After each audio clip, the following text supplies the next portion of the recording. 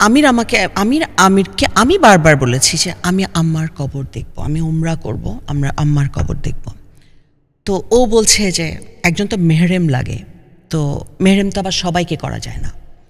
তো ও বলছে যে আচ্ছা ঠিক আছে নিয়ে যাব এরকম, মানে নিয়ে যাব।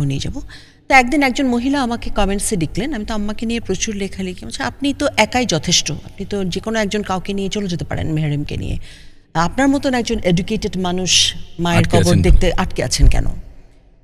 আমার কাছে খুব আশ্চর্য লেগেছিল যে মানুষটা বুঝতে পারলো না যে আমার মানসিক প্রস্তুতিটা।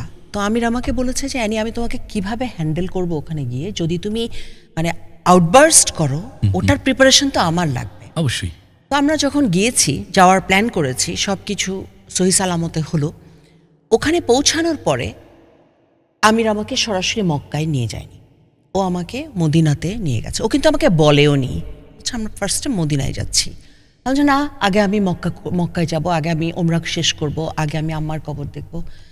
তো ও আমাকে একটা দূরত্ব তো ক্রস করলো বাংলাদেশ থেকে মদিনা পর্যন্ত নিয়ে। মদিনাতে গিয়ে আমার অসাধারণ ফিলিং হলো যে আমার মা এখানে, মানে এত সুন্দর একটা দেশে।